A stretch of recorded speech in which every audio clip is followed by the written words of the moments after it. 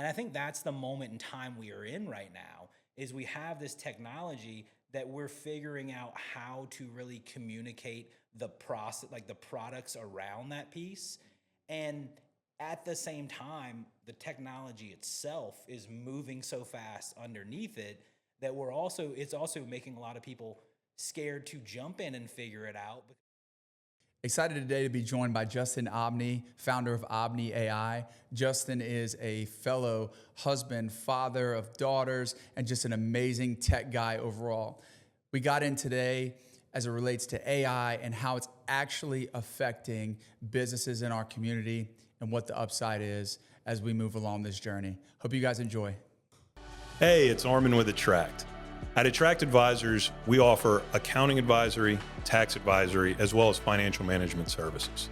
We're lucky enough to work with very many hardworking, talented entrepreneurs across many different industries. Many of these individuals are world-class in their sphere and have great stories to tell. This is our way of highlighting their accomplishments and their insights, and we hope you enjoy these conversations.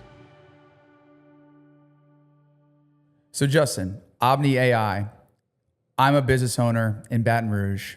All I hear about is the ChatGPTs, the Geminis, Perplexity, computer. I have all of these different options as to where I should go. I realize that AI is where I need to be, and I realize that this may be like the internet revolution times infinity from 20 or 30 years ago. Yeah. Where do I start?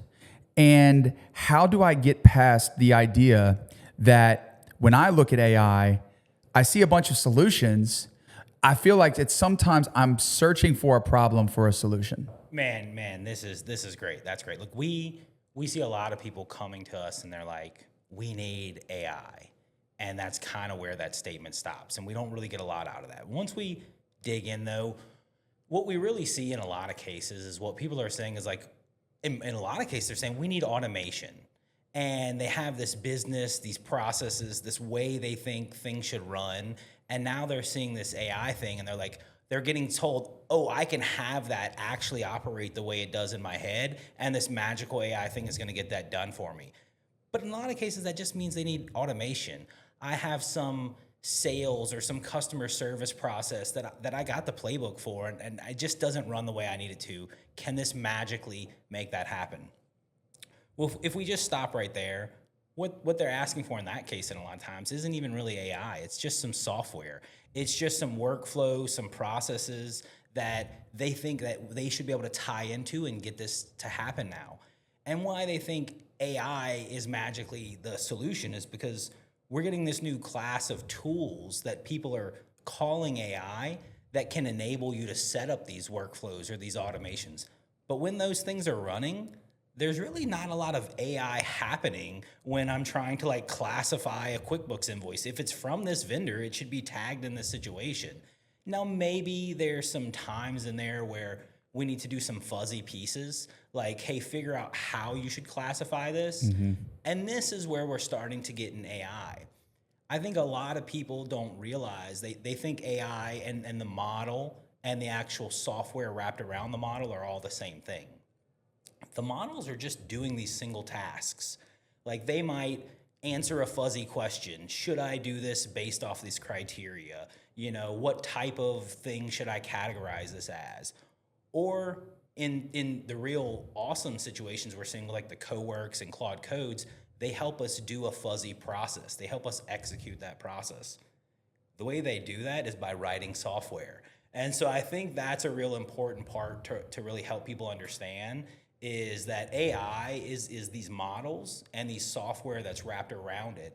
And so that then says, okay, now that you understand that as a business owner, we can start diving into what processes should we start thinking about, what software does that need to interact with, and then we can get into like using AI to help you achieve those things.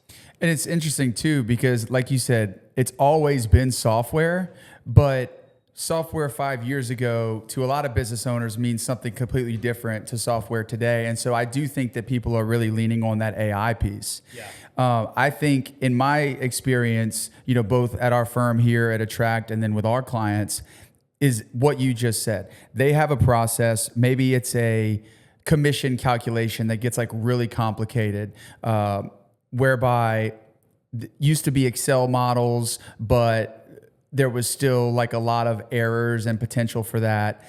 My favorite thing to do right now with Claude is the extension into Excel. Like the extension of Claude into Excel, and I'm getting chills thinking about this because you just gave a intern who at LSU who works at Attract the Excel knowledge of somebody who's been working in it for 40 years. Whether it's the pivot tables or the shortcuts or the formatting and all of these types of things, you can work Excel just completely from word prompts. Like, I need to see this data summarized by salesperson, by region, by client tier. And that used to take a pivot table that would, take someone all day to worry about. And yet that skill gets taught, that skill gets transferred to other members of Attract or to some of our clients. And now we are essentially selling AI and accounting implementation because you're kind of using an AI tool for that. And so I look at this as a huge opportunity for accounting firms or firms like yours, whereby we become consultants that are basically teaching our clients to fish and not necessarily selling them the fish either. Do you know what I mean?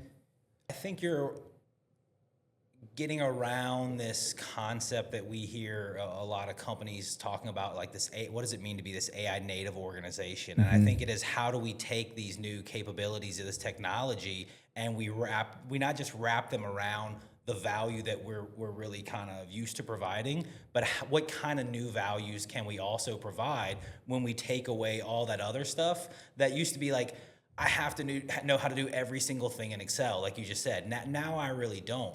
Now, I think it's important in that situation to go back to accountability in all of this, because what you're doing with this thing that this new capability that Claude is giving you is you're saying, I used to have this fuzzy piece of software that was this Excel sheet, and I had to have people that knew how to speak that software development language, which was all the stuff I could do in Excel.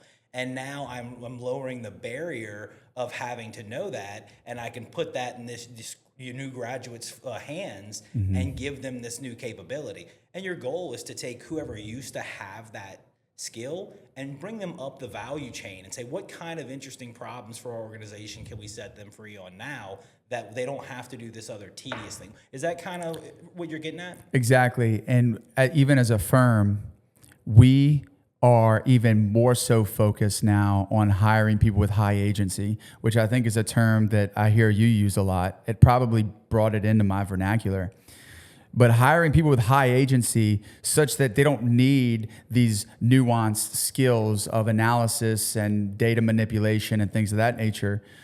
They just need to know what the problem is and be able to think critically to solve the problem, not have to ask for permission to do X, Y, or Z, and to really see problems before they act, because it becomes a situation where you need a true high-level problem solver, empowered with Claude or AI, and not someone who just knows how to, push buttons. And when you think about how accounting in particular is moving, it's of course near and dear to my heart, but I think it's the same for all consulting and especially financial consulting.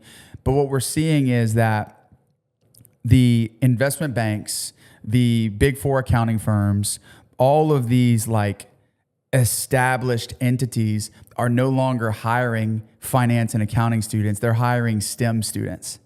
And these STEM students are replacing these accountants because you no longer need someone who understands debits and credits, right? But you need someone who could build a tool to understand debits and credits and then roll it up to somebody who's a level or two above them who understands debits and credits. And so we're seeing this huge shift right now that as a time capsule of this particular podcast, it's going to be so interesting to look back and see, is this overblown, or are we really getting ahead of the fact that maybe we're not going to hire accountants anymore in accounting firms? Maybe it will be STEM students. So I I ran across this ad earlier this week. Oh, you sent me it. Yeah, the 150 extra engineers. Yes. So it was 1951. IBM had put this ad out because now you weren't going to need, you had this calculator and it has this engineer holding the slide rule. And it's like now you have 150 extra engineers. And in the software world, that's a big focus right now, because when you think of areas that this technology is eating, it is massively product market fit right now in software development. That's what all of this is like. All the tools that you're talking about, they operate by writing software to execute things. And so we're in this spot right now where we're like, what does it mean to be a junior developer coming out of school the same way? What are you hiring for? How is the landscape shifting?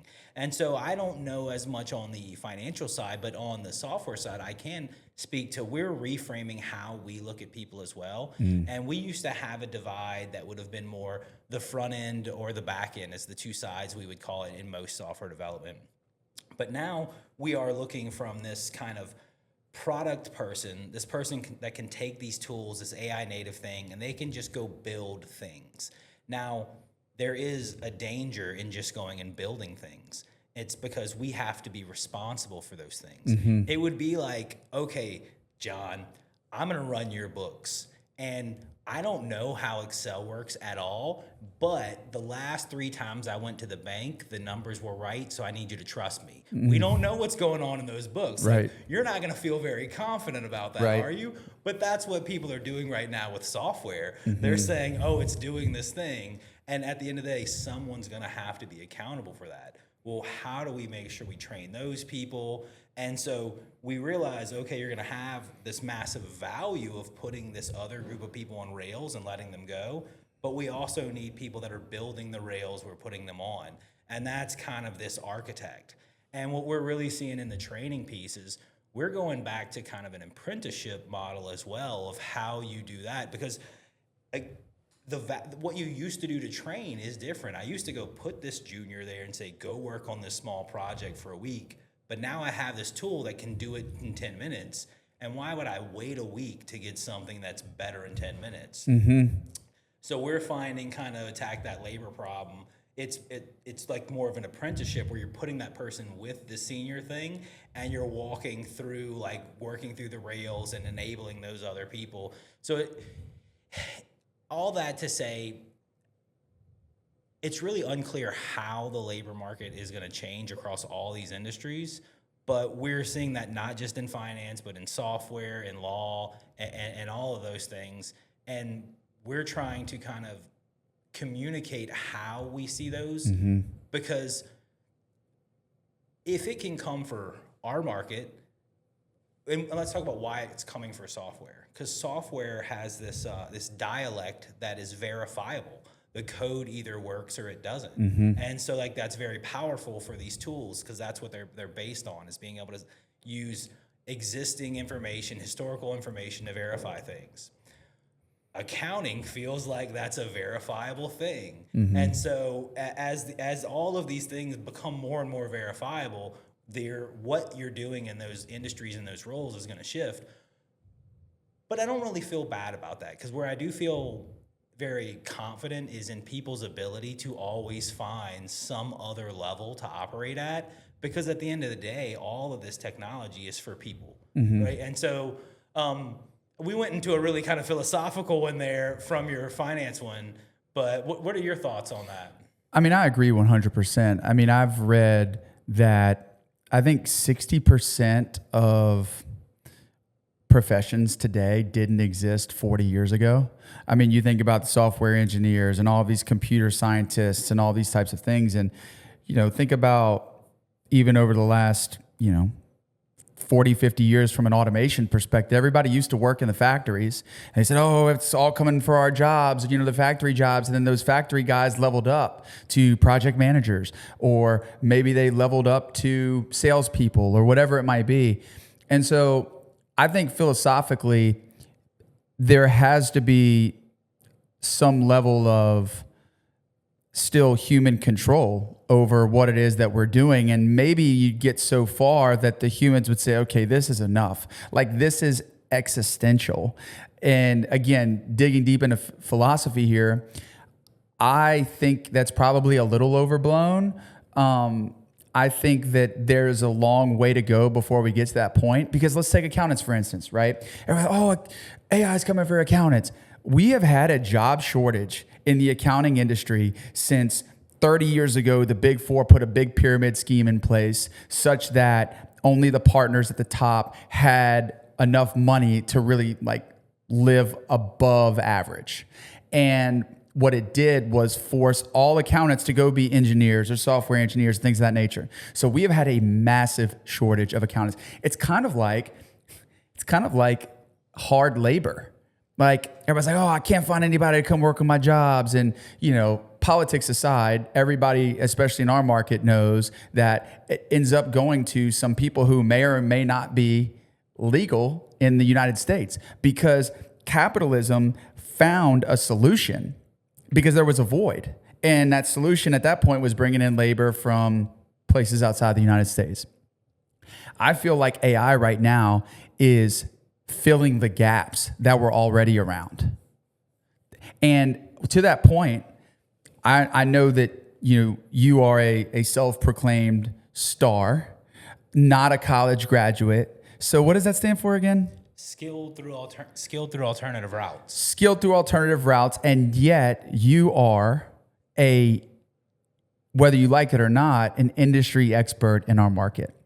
And so my question is, I know you've been to LSU and you've spoken on a few events, and you've got one coming up with the Baton Rouge Business Report, this AI Academy.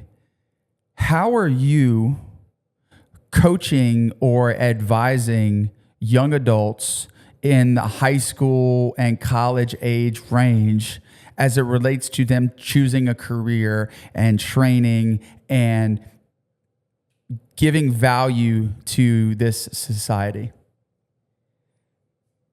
Man, that's a tough one. I think, well, let me start at a foundational level. The two things that I think are going to be the most important for anybody moving forward are communication and systems thinking. And so, like, any answer I give is going to be rooted in that, because the communication side is, I already mentioned that I think all of this has to be in pursuit of people. Like, I love AI, I love computers and software and technology, but it has to be in pursuit of people. And people aren't getting new hardware. It's the same people, the same brains. And so communication and your ability to talk to people is already going to be a foundational skill. I mentioned that AI is mainly software, and then we get into the models. And the models that are really unlocking all this are large language models. And what I think is key to them is they also are really operating in this communication space. That's really what they do. They allow you to communicate better with other people. They allow you to communicate your intent in what software should do. They allow you to communicate how to build the software that can run to do this thing. And so I think, like, another core piece, okay, if I know how to communicate to people and I can use that communication to talk to this new tool that's super empowering, well, what do I then need to do? I need to tell that tool to build a system.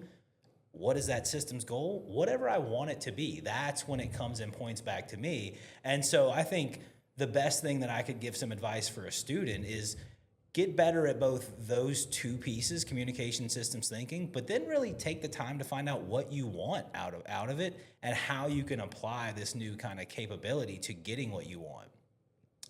There's a lot of interesting talk about AI and consciousness and sentience, and I think AI is very simple. I think AI is here to execute the intent of the people that deploy it, and it really doesn't care beyond that. And so that means it's going to be our responsibility as the people putting this technology to work to make sure our intent is kind of something we're willing to be accountable for. Mm-hmm. And so that then slips out of any kind of technical talk and really gets into values, philosophy, and things of that nature. Mm-hmm. So bringing it back to AI as a service. Yeah. I think that years ago, you saw this thing coming. I think you guys personally homeschool your children. A lot of it's AI focused. So, you saw a lot of it coming down the pipe and then turned it into a business. Yeah. And so just briefly, let's talk about like what that transformation for you looked like. And then we'll get into where is Obney AI today? Sure. And what value do you provide to your clients? Yeah, certainly. So, like I mentioned, our background was in software. I've been in software for about 17 years. I've been CTOs of large payment companies, worked and started other consulting companies as well, where we built software for companies. And around 2023, when I kind of saw the writing on the wall with what was happening in AI and how once we were able to apply systems thinking, we were going to have this new capability of what we could do with it. And our bet then was we need to go get very good at this competency of working with these organizations and these companies that see this, that have the software capability and need to know how to harness these new models and build software around them. And so that's what we focused on. We did that by working with engineering teams and product teams in like industrial construction and the municipal sector and student advising. And we would build software for them. We would build agentic workflows. And that really led us to think, okay, I mentioned to you earlier, you now have this new ability to write software because of Claude. Someone has to maintain that, and someone has to be accountable for that. So we then thought, how do we build our capability to let this tech build software that we can be accountable for, that we can maintain? And so we started building internal tools and frameworks so that when we were solving people's problems with this software, we were doing it in a way that not only took advantage of these new speed and kind of labor squashing gains, but that we could go do it in places that it counted, where we had to have HIPAA compliance or PCI compliance or things of this nature. And that manifested into a lot of our clients and asking us, well, can you train our engineers how to do this as well? So we built some curriculums where we would work with organizations and train teams of 10 or 12 engineers of how to do this applied AI engineering. Which that might be worth a little detour. When you think of AI and software, I already mentioned that people can use AI to build regular software that doesn't itself use AI. Sometimes when it does have some pieces that are using models, you need to understand how to tune those to get the outcomes. You want to be able to look and say, oh, it did these 3 things right and those 2 wrong. How do we make sure that doesn't happen again? Because you're ultimately concerned about the output. Yeah. So we teach organizations how to understand this mentality, because in this broader AI transformation, that's where we think the highest leverage is. You're all the other departments are going to want to do this. Why not be there to hand them the tools that do it in a way that are maintainable and kind of coherent with your overall strategy? And that's where we come in. And so we both train engineers, we build that software for these companies, and we build it on a platform that is aware of how you can leverage the software that gets built as it continues to execute.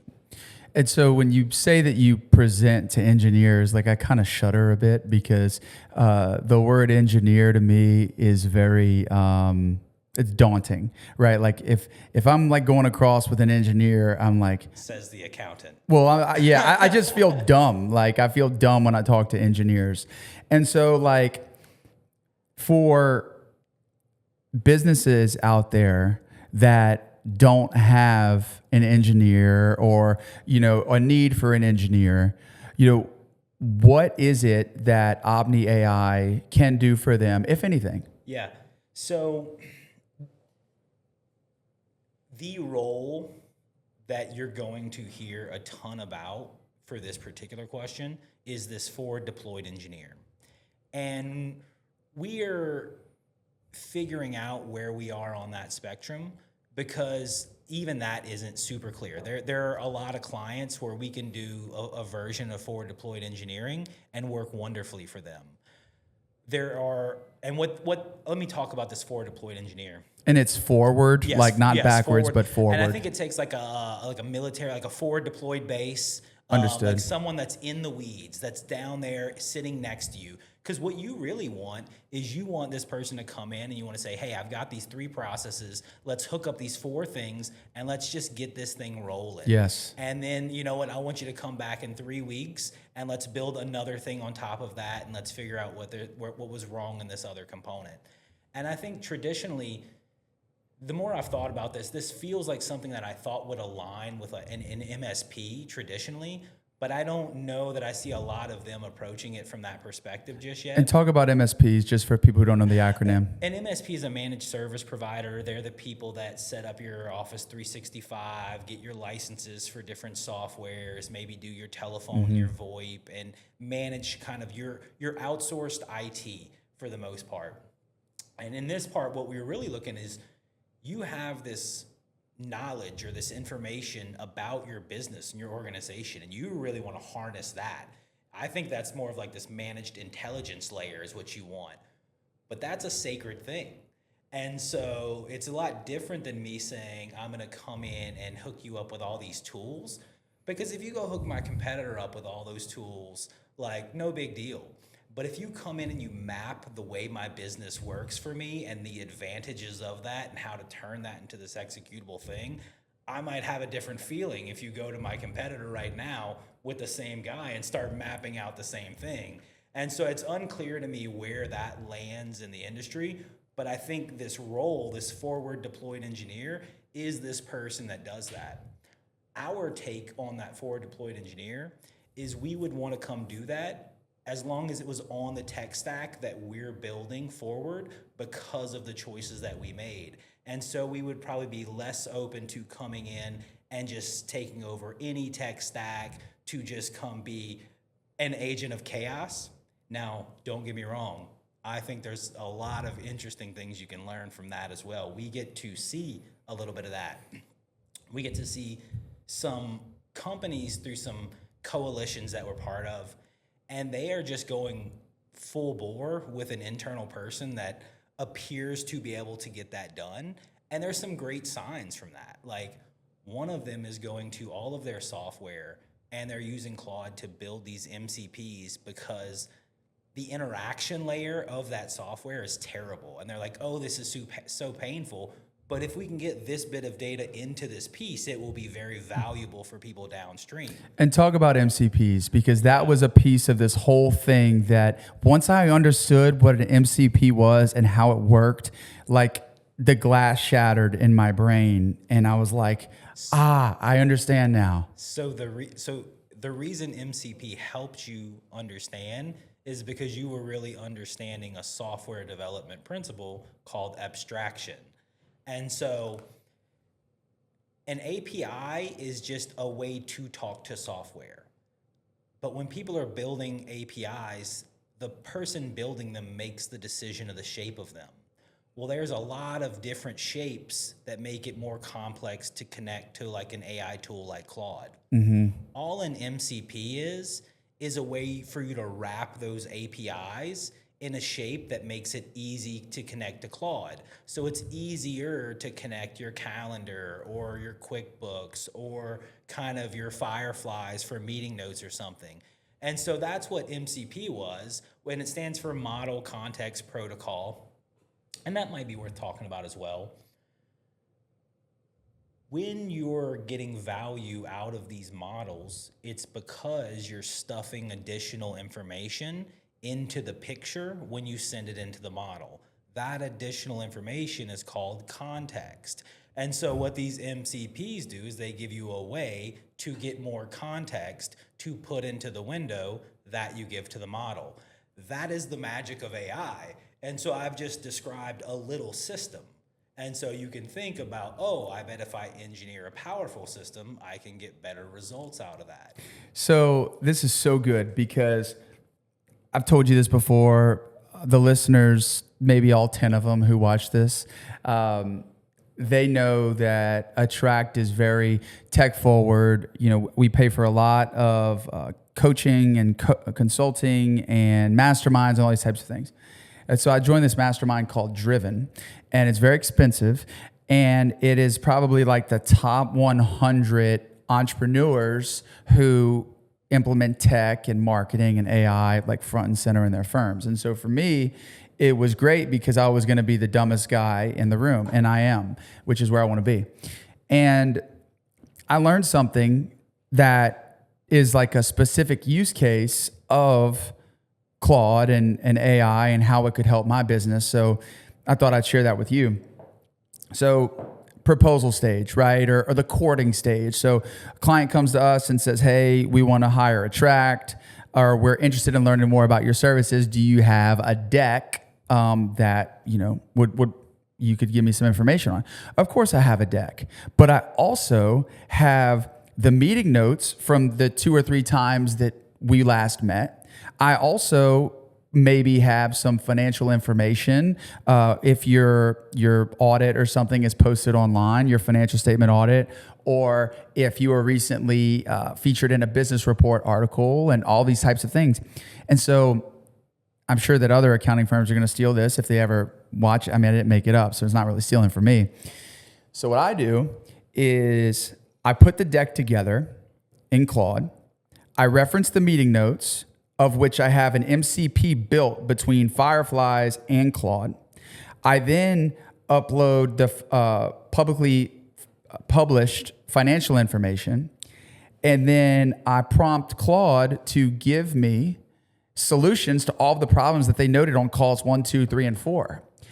And I have a personalized deck for somebody who I'm going to pitch a $50,000, $75,000, $100,000 a year engagement to, and they're like, man, how long did this take you? And of course, I'm going to be honest, but that's just one small use case. And you know what they're really asking? Man, how much did you care? Because that's what you're showing them, right, is that you cared. Mm-hmm. And if I could do that, what else could I do for them AI wise? Yeah. And what else can we do for them? And so the moral of that story is I couldn't do that without an MCP to Fireflies. You know, I couldn't do it without a connection to a folder, perhaps, that has all of the published information there. And it right? would have been cost prohibitive labor-wise. 100%. Like that is another thing. Like there are a million things that are awesome ideas that would have been cost prohibitive just from a labor perspective. And now not only can you get one deck, you could tell it, you know what, it's worth $20 for you to give me 7 decks and let me look at each one and pick it, you know, and like that becomes another lever you can pull. And once you start thinking in these levers, a whole new world of opportunity opens up for you. And you can see how then once you have the internal tool and internal capability to provide the different levers for this, that's where we come back to software being the real leverage in a lot of this. And so a lot of people are freaking out going, should I not get into software? Should I not get into computer science? When all signs point to we were going to have more software written ever. It may have a lower cost to produce, but the cost to maintain and be accountable for, well, that's really what a lot of clients are really paying for in this world. Is like, are you going to be accountable for and maintain this particular piece of software, regardless of what the cost to put it out there was? And I think too, when you look at how AI can help any business, okay, we are consultants, you are also consultants, but you are a business owner and so are we. And so when I bring on a new client, the first thing I tell my staff is this client is a little like this other one. You know, client A is kind of like client B. You remember from client B, right? And the employee says, yeah, but I really wasn't involved in the onboarding process. Well, guess what? We have meeting notes from every meeting that we've ever had with client B. And so we also have the sales meeting of when we had client A. So then all we have to do is prompt Claude to say, summarize column A or client A's meetings in the frame of column B and all of the problems, of client B and all of the problems that they have and all of the ways that we solved it, and put together an implementation plan and phase it out into weeks or months or however long you think that it will take, so that on the first meeting, I am predicting their issues. You know what's going to be interesting?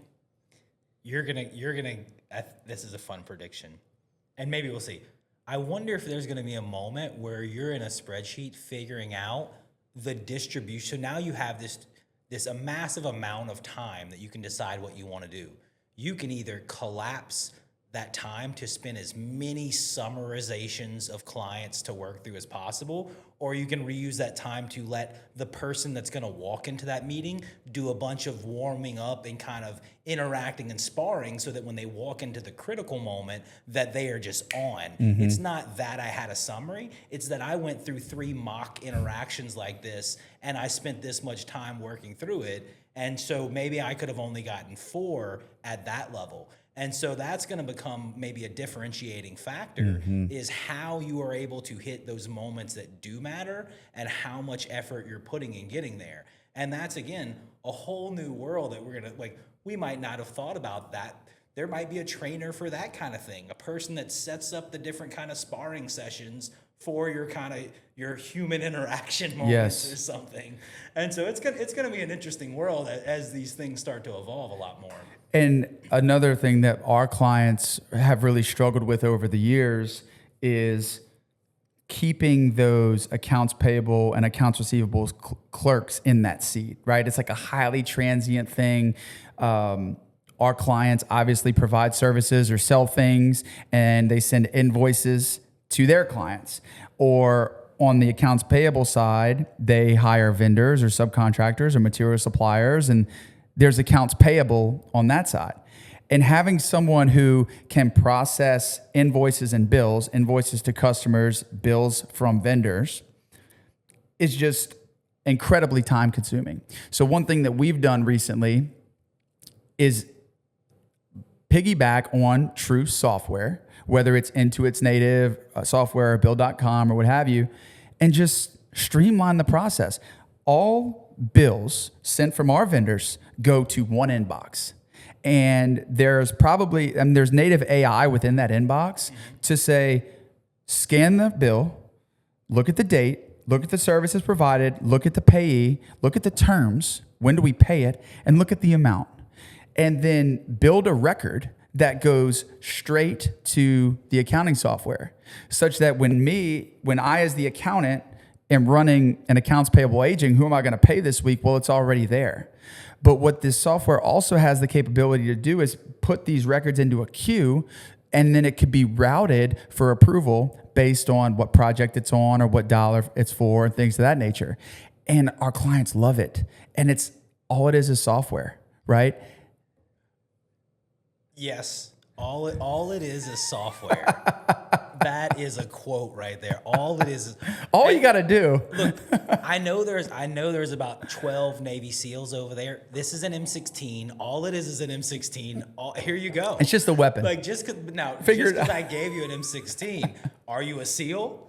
Not at all. And I think like that is a very important thing, because I think everything you're saying is true. And what I also hear is like, and then where is the governance on top of that, the observability? Yes. Because then I'm like, okay, sure, I do have all of these things running. How do I know that they're running, that they're behaving the way I want to do? Because I'm now beholden to these processes. Like my particular value to my customers is the aggregate of these processes running properly. And so that observability and that kind of governance layer to look at all that, guess what that is? That's also software. And so we're going to realize that we're all of a sudden opening up a lot of the other non-traditional departments in a business to kind of what level of software are they looking for so that everything you're saying can be true. To bring it back to that client that had built all these MCPs, it's awesome. We got to look at all those MCPs. They were all working, but they were all different languages, using different connection methods. And that's because it was easy to say, I need a thing that does this, and it got roughly there. Now, if all of a sudden there's some security vulnerability or something, do I need to have to remember, go to 19 places and change this?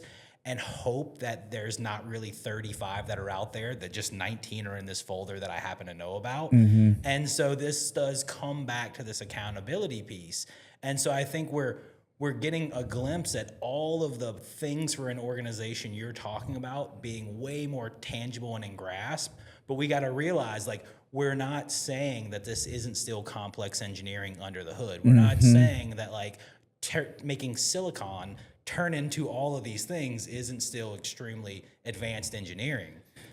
But we can get so much closer because of these new tools. And you, as a business operator, can communicate your intent of how your business should run at just such a higher level of clarity than was ever possible. And that's what's really exciting about this, is there is now this opportunity to go, oh no, I do see it. You made a prototype that literally lays out what you want. Let's just apply these other principles to it and make what you want true actually what's happening. And I think that when you can simplify things, because you and I talk a lot. I mean, you know, for those of you who are listening, Justin and I are neighbors. We talk a couple times a week, and we'll just get down these rabbit holes about AI. And the thought that I keep asking him is, so what? So what? And it led me, I was thinking about, I was talking to Toby Massengale, our EOS implementer, yesterday, and we agreed that one of the tenets of EOS is that the best leaders can simplify. You know, you look at what Steve Jobs did with UI, with user interface, and how if it was too complicated, nobody would use the iPhone because it would literally be too complicated. I think as pioneers in this industry, especially in our local market, that the better we can simplify how this can help businesses, the better it'll be for us as consultants, and the better messaging it will be for growing the use case of it. I agree, but I think that's very complicated, because it's like saying, let's explain how the internet can help businesses. And that is and so I think what we have to really do is get really narrow to, like, let's talk about these sets of situations. Let's talk about the finance industry. Let's talk about industrial construction. Let's talk about education. And even all of those, we can get smaller and smaller, because it is a foundational piece. It's like what could energy as a concept do for a business? Yes. And it's like everything. It's like, well, if you've told me everything, you've told me nothing. Yes. And I think that's the hardest part right now in AI, is you got to get people to this aha moment. And that's very difficult in a very generic way. You know, I heard a great understand, like, think about Excel. Think about being an accountant, and think about when Excel first came out. And you are an accountant, and you are, like, looking at an office building full of other accountants, and you've got your person right there with Excel, and you're like, they have no clue. And you're freaking out, but you go tell that to a doctor or a lawyer, and they're like, that doesn't change. Right. And I think so many people think that is the situation with AI. Like, they didn't have that tangible aha moment in their slice yet. So they're just like, oh, it didn't really change anything for me. But the real difference is, like, this isn't just that case of Excel where it's most powerful to this one industry of, like, finance or engineering or something. It really is, like, you don't realize that's the internet, that's power, that's water. It's almost at that utility level. Yes. But that doesn't mean we still don't have to get narrow for them to figure out how it's going to be applied. And I think that's the moment in time we are in right now, is we have this technology that we're figuring out how to really communicate the process, like the products around that piece. And at the same time, the technology itself is moving so fast underneath it that it's also making a lot of people scared to jump in and figure it out because they don't want to get left behind for the wrong bet. Yes. And the only way you can get to the aha moment is by jumping in and starting to figure this out. And that's kind of this cycle we're trying to get past and tell people like, what is the best thing you could do? Literally get in and try to do things that were not feasible a year ago, 6 months ago, and just keep doing that and trying to apply it to like your specific problem. And then the magic part about this technology is if it doesn't work, you could be like, tell me how I can apply this to this particular problem. And me as the expert should be like, that's never going to work, or that actually might work. Let's try that. What I love is just the recent developments lately with large language models, or LLMs, between Claude and ChatGPT. That's mainly the ones that I use, but you could speak to them now, and you no longer have to think about writing your prompt in such a way that the LLM can understand, and you can ask it for prompt feedback before you actually give that prompt. So like, I'm thinking about prompting you this way. Would this work? How could I reframe this prompt to get more output? But I think that another analogy that I was thinking about as you were speaking is many industries right now are on a horse and buggy. And there are companies that operate within that industry that is in the horse and buggy. And yet all of a sudden I feel like there is this Lamborghini out there. Nobody really knows how to drive it yet, but they know that it exists. And pretty soon that horse and buggy is going to be chucking along, and Lamborghini is going to do this, and then it's over. And so I think that like for people in our market specifically who want to get ahead of their competitors, like you probably know a little bit more about the Lamborghini than most. And I think like even more specific use cases, like one more thing that I want to think about is like sales. Okay. What's the biggest issue with sales? Follow up. Okay. Everybody who owns a company probably sells something to somebody, and maybe it's the founder who's doing sales or what have you. You have these CRMs, these customer relationship management, like systems like HubSpot and Salesforce, but they're expensive and they're clunky. What if you connected Claude to whatever spreadsheet you have for all of your prospects, and that every day it would remind you to reach out to X, Y, or Z? Like, that is such a simple use case that I think would go such a long way as it relates to scheduling out when are we going to reach back out to client or prospect A or B.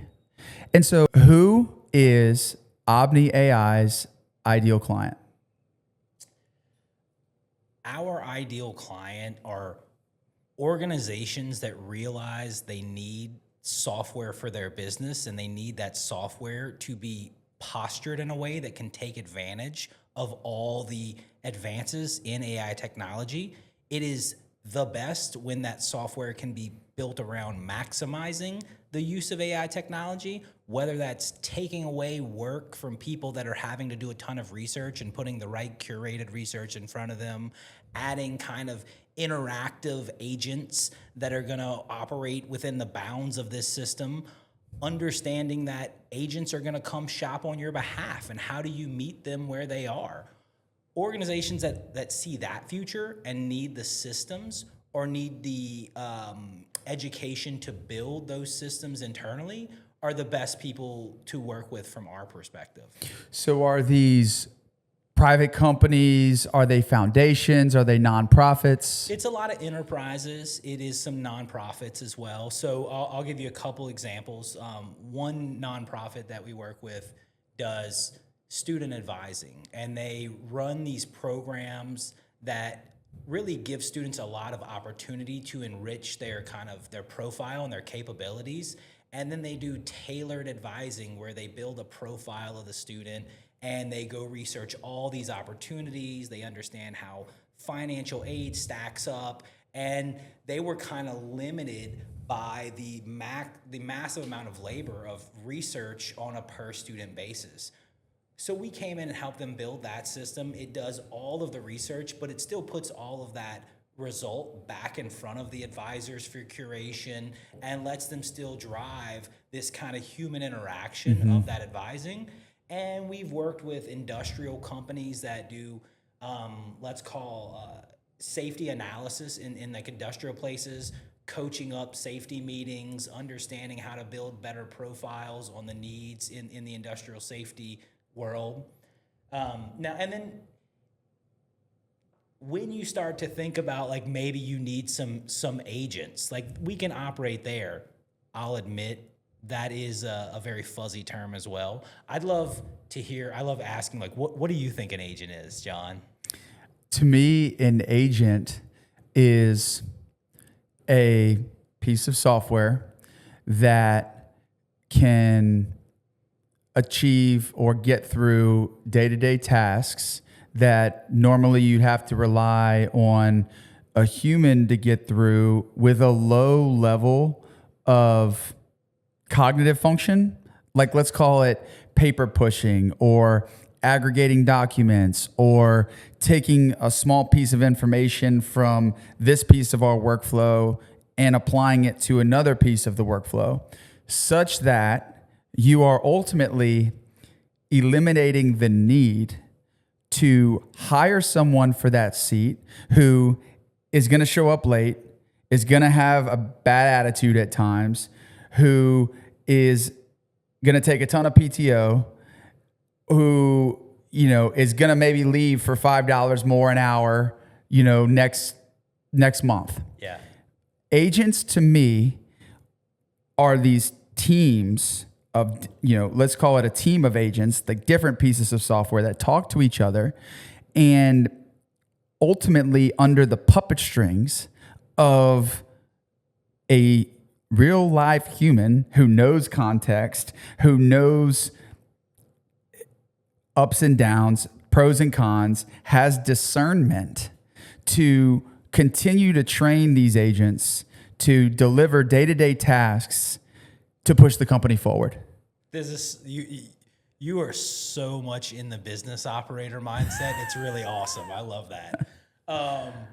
No one in software development is going to give you that answer, but no one, like, that's really awesome because the people building these things need to realize that the people coming to them asking for these tools are asking for exactly what you're asking for.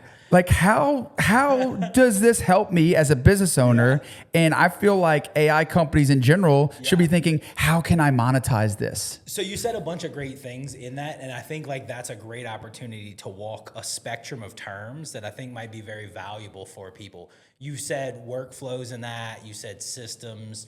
Earlier in the conversation, you said skills. And so I am very pedantic.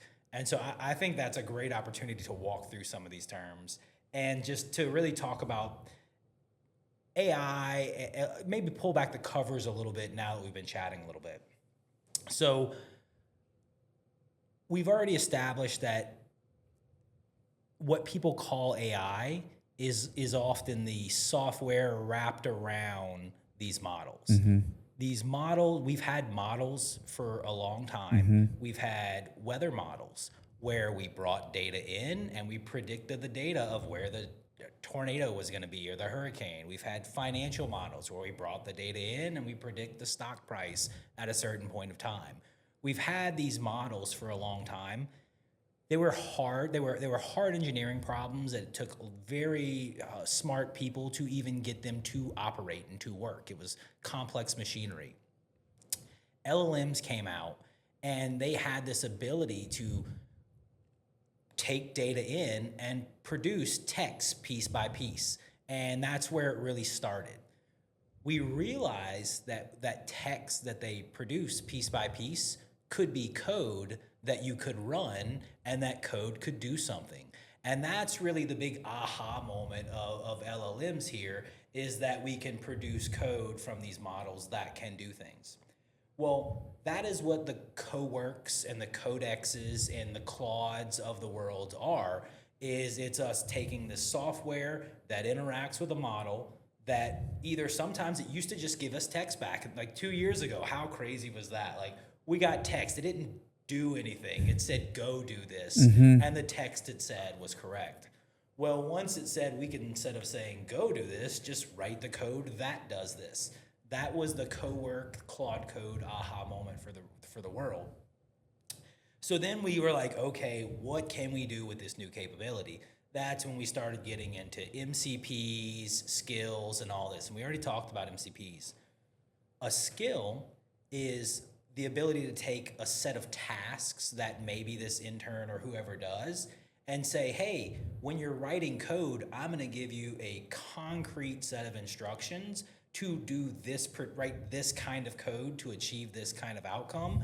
And now I have a new tool in my tool bag that I can do that, because it wasn't that great that the 30 times I asked Claude to do this, he did it 30 different ways. That's not great from a financial accounting perspective. Right. Like if I came to you and I said, I classified these things, 30 different criteria of kind of my stuff, give me my books. You'd hate that.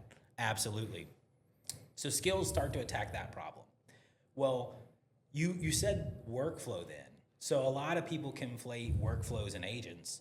And an easy way that I like to kind of talk about this is, if you have a set of processes that you want to run these different sets of skills in a set of orders, that's a workflow. And so you might say, I want this to happen at this step. At the next step, it might go into a model that says it's either A or B. But if it's A, I want that thing to happen. If it's B, I want that thing to happen. That's a workflow. That's all that really is a set of steps that might have a model, but it's predetermined. An agent is basically you saying, hey, each of those little steps in that workflow, those were tools. They were things you had in your bag. And so what I want you to do is say, here's an outcome. Maybe here's a budget, because every tool cost or something might have some monetary cost or a time cost or something. Here's a bag of tools. Here's a budget. Here's an outcome. Go run in a loop until you achieve that outcome. How does it know it achieved that outcome? Well, one of the things AI is good at is answering a fuzzy question, such as, have we achieved this outcome? And so that's just one of the tools in the tool bag for an agent is, have we achieved this outcome? Or have we run out of money and time to achieve this outcome? And so like when you boil it down, that is how we should look at these terms. And I think people take all of that and they stuff it into this word AI. And 30 people are using 30 different terms, and they're wondering why we're not getting into the outcomes we want. I think another use case too, hearing you talk about agents, and this is something else that I learned recently. This one guy was prompting AI as to how to go viral on LinkedIn. Like he was really good at IG and TikTok and Facebook, but like he could never go viral on LinkedIn. So what he did was gave it a bunch of context. Here's what I do, here's how I've helped people and all these types of things. And then here are the people who are industry leaders in my realm, and they're always going viral. So then he prompted the agent to scrub LinkedIn, to scrub all of these posts that went viral, and then essentially build a plan to replicate it. Because I think in his words, and I'm going to butcher this quote, but it's like, Van Gogh said that, or somebody said that, what is it? Great artists copy. Good artists copy. Great artists steal. Yeah. So he prompted then AI to take all of this content that he had and to essentially steal the format, steal the hook, steal the thumbnail, and he went viral.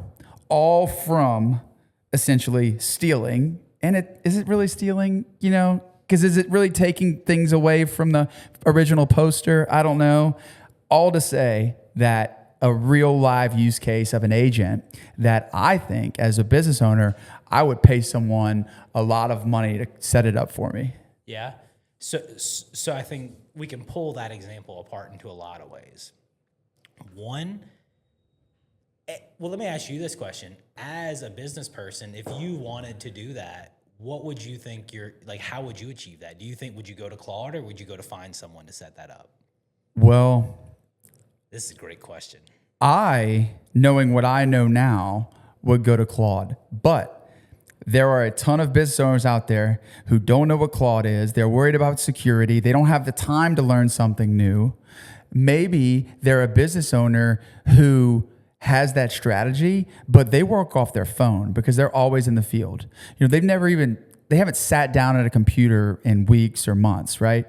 And so I think those guys would be more suited to go hire someone. But for me, only because I spend like 20 hours a week on learning AI. Yeah. Or what my definition of AI is. Yeah.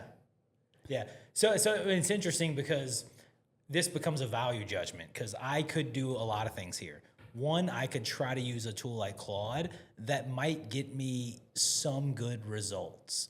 Then I might realize that, like, okay, it's not that I need to use Claude. I need to map out the process of how to identify the types of targets that I want to pull signal from, and how do I determine if the signal it's inferring is right. And then even more than that, how do I infer like that signal is what I want to convey? And guess what? Like the societal dynamic around me might change week to week, depending on like who's in office or any of these things. And so then we start deciding, well, where's my competitive advantage? Is it just that I need to have this capability a couple times, or do I want to build a machine that constantly gives me this capability? And then when I go to like, okay, well, if it's going to look for other people, what's making theirs viral? What kind of data do they have access to? Where do I want to be on this leading edge? Mm-hmm. And we quickly go down this rabbit hole of like, it gets more complex the further we go. Mm-hmm. But I think the magic part about this is what we're really talking about is things you didn't think would have been possible a year ago. Because the thought that you could all of a sudden have an opportunity to tap into these people, because you had to have that insane data stream that those top tier people are getting, mm-hmm. all the money to do that, all of these other requirements. You had to figure out what kind of firm you needed to go talk to even get that capability. Now you've got this tool where you start going, I can get a taste of it and at least make a more informed decision. Mm-hmm. And so I think like when we peel all of these examples back, that's what we're getting at each new step, is like this new world of things we didn't think would have been possible a year ago, 6 months ago, or maybe 3 months ago. Right. And that's probably why I'm less fearful in this whole like apocalypse thing with AI, because I think what we're going to find out is we have a ton of people that have a ton of great ideas of how to increase the value for their business and how to have these differentiating factors. And we're just getting to the beginning innings mm-hmm. of like enabling those people. And that's, again, where what we want to do is figure out how do we enable those people in accountable ways that are maintainable mm-hmm. and in the highest leverage way. Because it's exciting to hear, like, that's the exciting part for us is, what are the Johns of the world going to do when they can pull those levers faster and faster every day?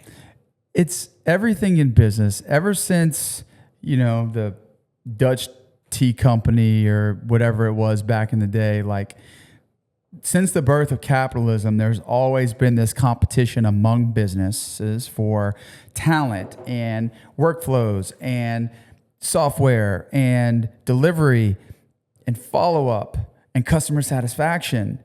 And if tools are built around that, the businesses are the ones that make the money. Like, to me, AI for the sake of AI, I think is more of an art.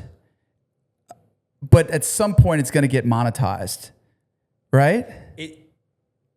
I think it is, and it has been. We're going to get to this spot. So when someone becomes AI pilled, as we call it these days, they're AI pilled, you see these people working more, getting less sleep, feeling more drained. I feel attacked. Straight. And it's because you've got these people that say, like, there is now this optimizable amount of time that I have the lever to optimize. How can I not? But then you go, well, is your goal, like, if I said, what is it, 168 hours in a week or something like that? And I was like, hey, you can now optimize 100% of that for maximum capital output. There are a lot of ramifications to probably your relationship, your health, and all of those things. And so we're going to really, as a society, have to figure out, like, that's what's coming, is we're going to have to figure out where we fall on that spectrum, and that's going to be interesting because you might have people that typically say, oh, I'm actually a 40-hour on that spectrum. But when someone comes in doing 70 and it threatens their ability to be the 40, now we've got another pressure coming in. Like, can I maintain that at 50 hours or something? And I don't know where this is going to go, but I think that's what you're speaking to. And it certainly seems like that's the trajectory we're going to be on. And I think that's why, as awesome as this technology is, it really is going to come back to, what do we as an individuals want? What do we as the different communities want? What do we as different organizations want? Like, maybe that's that might be a big talent factor, is like, hey, you're coming here 120 hours a week or something, or we're going to come do this. We're going to focus on these other pieces. We can maintain at this level, and we want to invest in you. From that perspective. That might all of a sudden be a whole lot more appealing. And I have no clue. Yes, you're on the money on this conversation. I think, as I'm hearing you speak, as a business owner, and I think a lot of my clients would think the same. Yeah, I am staying up at night. I am I feel like a kid who got Guitar Hero for the first time. You're just up playing it all night. Okay, but it's eventually... And let's get away from the video game. I love this because you are on the greatest one now. Because if I put you on a stage and give you a real guitar, like you were just crushing it. Yeah, it's a different story. It is a different story. Yeah, but to reframe that a bit as it relates to the amount of time that I'm putting into AI, for one, I want to monetize it. I want to be able to sell this to our clients, an AI and accounting integration. And I want to build it as a product that is such that you don't have to trust Attract. You don't have to trust our branding, blah, blah, blah. Let us build this for you, because accounting, like your industry, is a credence industry. No one really knows going in what the deliverable is going to be. You don't really know going through it if it's working or not. And then after it's done, you're not really sure if the firm ever delivered on their promise. But if I could put together an AI integration, software system, whatever, and sell that, the client's like, man, this is great. What does the next step look like? But the point that I wanted to make was that for the client who is buying that, and for me as a business owner who wants to make all these improvements in my firm, the answer is not that I should stay up another 20 or 30 hours, in a week, split up between 3 to 4 hours each night. But it's that I'm just going to go hire an engineer, an AI software expert, and I'm going to buy back my time. That is the essence of business, is buying back your time. And that's where I see potentially the future of AI consultants like you guys. Once businesses know that there is somebody who they can pay to buy back their time. So Obney AI has been around a few years now, had amazing growth, adding amazing team members, helping out many clients, has been invited to speak on stages that you never expected even in the invite. So what's next now for Obney AI? I think more than anything, we're helping organizations realize the promise of what this new technology can do for them in a way that they can be confident in. Wow. Mic drop. Cut the scene. Thank you for being here, Justin. It was an amazing conversation. We got to do this again. I feel like with how AI is moving, maybe 3 months, maybe 6 months, like this should be, you should be a repeat guest like Theo Vaughn is on Rogan. Look, man, I'm right down the street. Thank you, guys.